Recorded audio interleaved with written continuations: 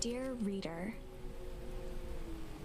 allow me to introduce you to my book. Though it might at first appear like many books you've come across, it is far from ordinary. You may, therefore, have some misunderstandings about its nature. The story that awaits you has not been fully told. In fact, its conclusion is not yet known, even to myself. It is in that way that my book is special. It is in that way that you are special. Without you, there is no story. Chapter 1, Normal Isn't What It Used to Be. This is a story about change. Nestled in a shallow valley is the town of Beacon Pines. Far from the town square, across the river, past the neglected welcome sign, a young boy walks alone at dawn. His name is Luca Van Horn, and like you, dear reader, he's here for a reason.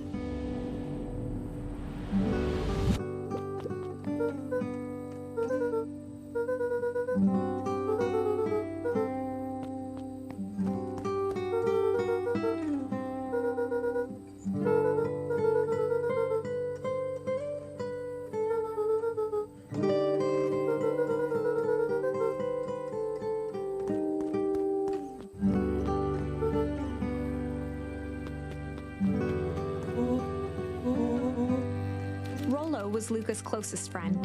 He possessed many fine qualities, but subtlety was not one of them.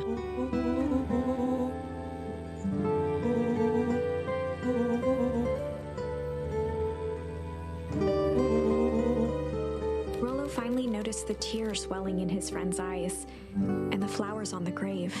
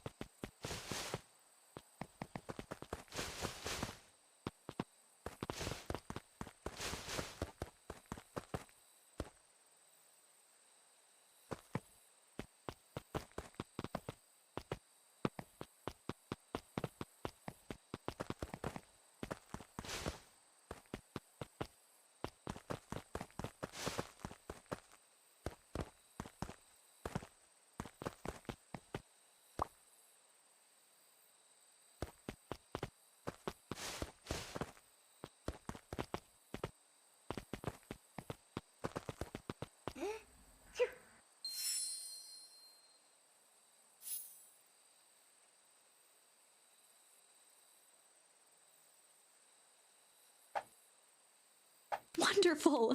I had a good feeling about you from the moment you opened my book. That charm is a very special thing. Very special indeed. Keep hold of it for now. Its purpose will reveal itself soon enough.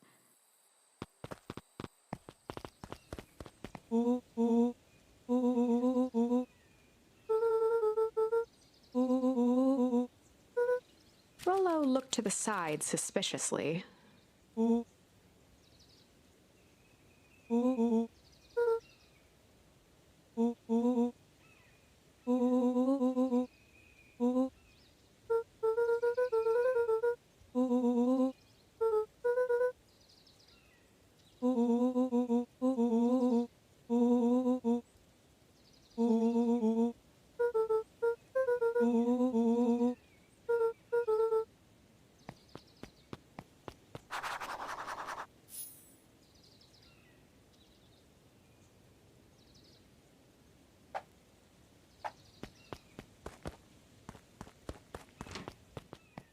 Dear reader, forgive me for this interlude.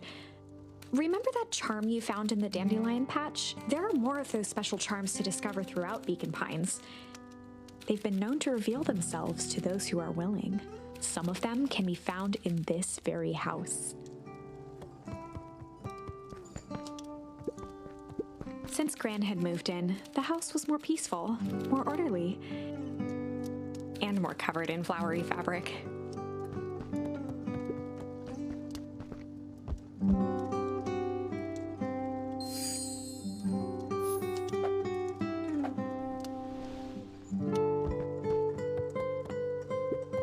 Gran had already lit the fire. She kept a warm house, as if by grandmotherly obligation. One of his father's old stethoscopes. Luca had spent countless hours listening to anything and everything with it. Not for years, though.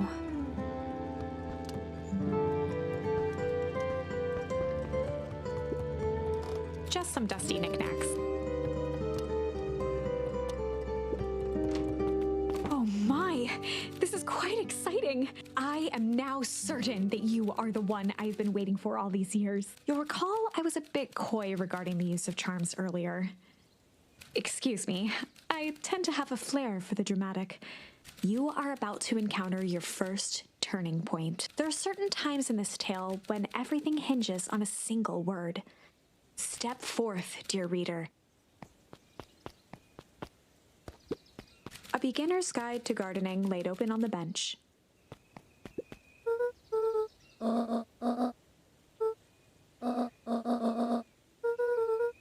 Lucas stared at his feet and muttered under his breath.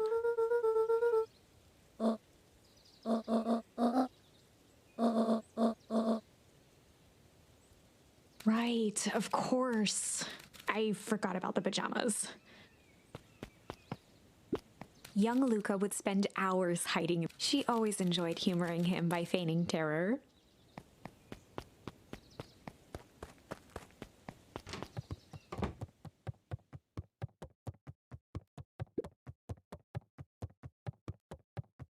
The only piece of furniture Gran had brought when she moved in was an old hutch.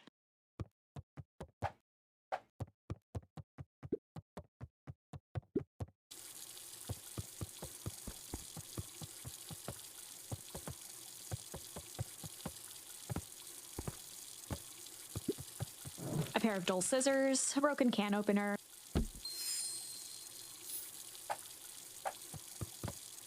An array of prepared meals crowded the refrigerator, each labeled with the day of the week.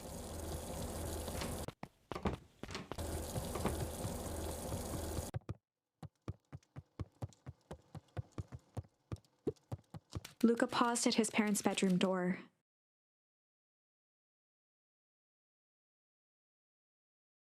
He just wasn't ready to go in yet. Gran had commandeered the upstairs closet when she moved in. Some things need shelter from a young boy's mischief, she...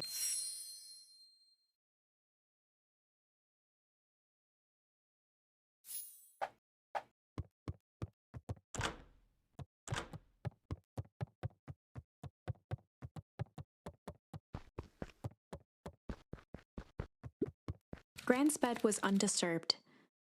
Luca didn't mind that she had a habit of falling asleep in front of the fireplace. It meant that he could read late into the night. Luca tossed on his favorite old sweater. Even though it was the first day of summer, a chill still hung in the air.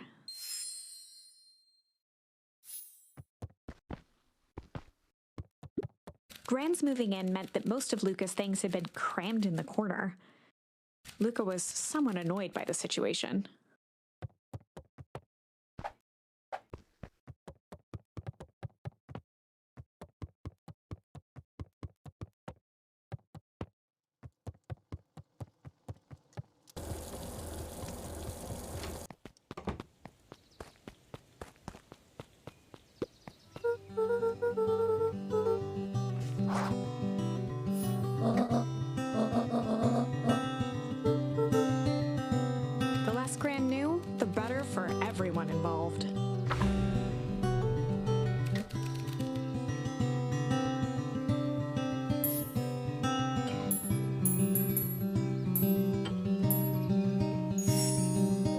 just gonna go chill for the day.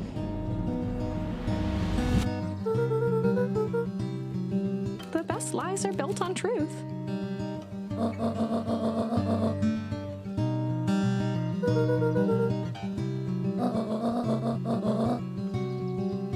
Easy. Impressive. You've managed to navigate your first turning point without too much of a mess. That is the power of charms. A single word can change everything. I think it's time to introduce you to the Chronicle.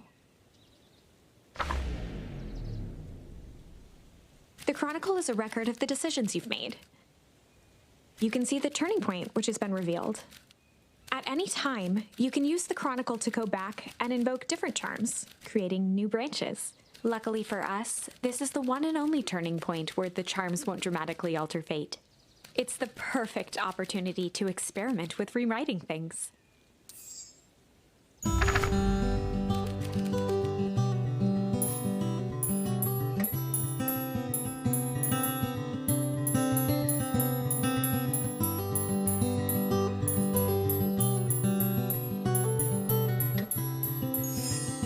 We were just gonna go ponder for the day.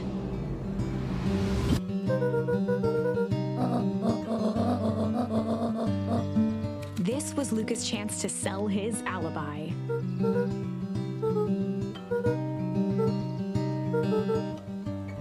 Nailed it.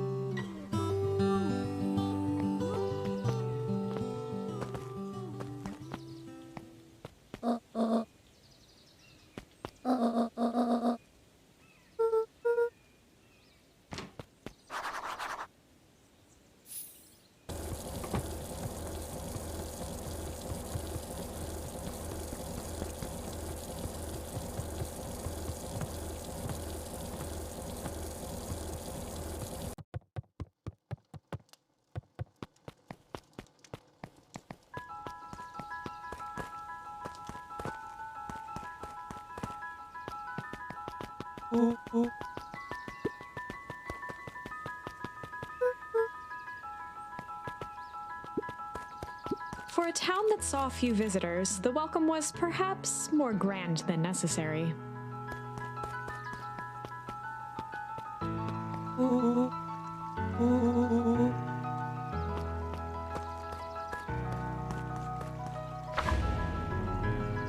Chapter 2. Welcome to Beacon Pines. For many years, this valley had been a small mining outpost. It wasn't until Sharper Valentine built his fertilizer company that Beacon Pines was established. Over the next 30 years, the town had grown and prospered until the foul harvest and his sudden death. In the 6 years since, everyone was simply trying to get by.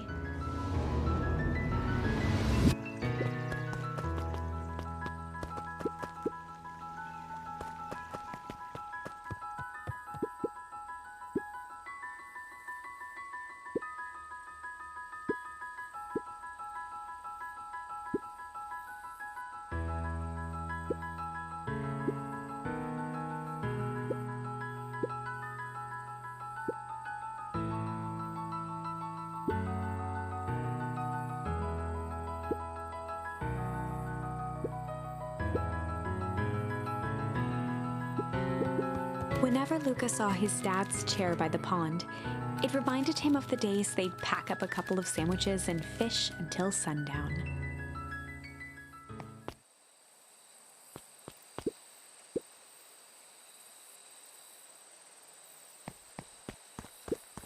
Luca opened the tackle box and picked the perfect bait.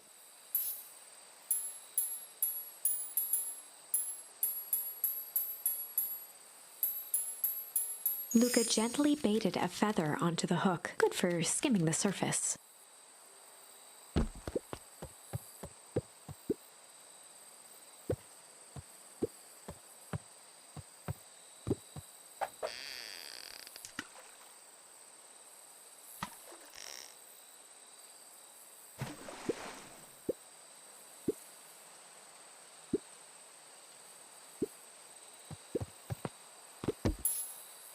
Luca tied a shoestring to the hook. What fish could resist a nice shoestring?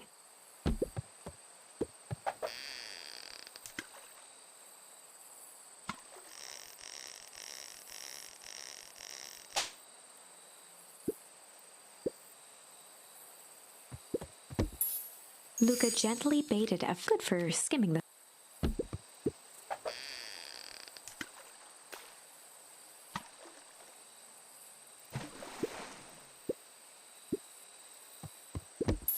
Luca gently good for skimming the.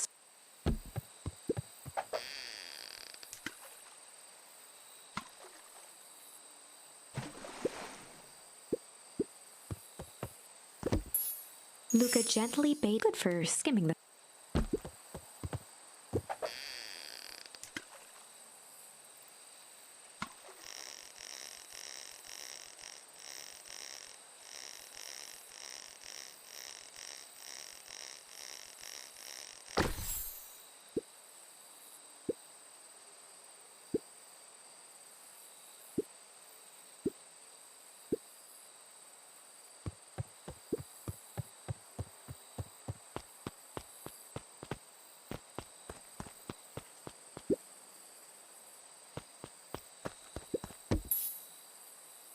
Luca tied a. What fish could resist an.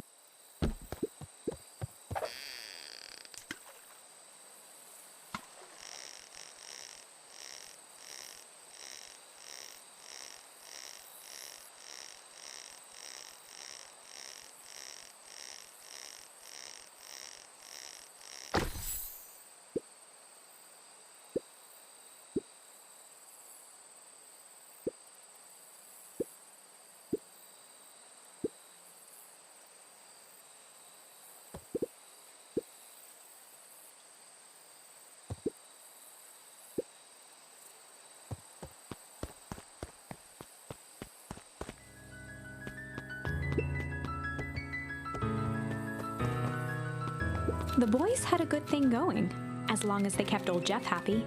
They had an endless source of precious materials to add to the treehouse. On certain nights, when the clouds were just right, the boys could tune into strange patterns of static. Rollo thinks it's aliens. He always thinks it's aliens.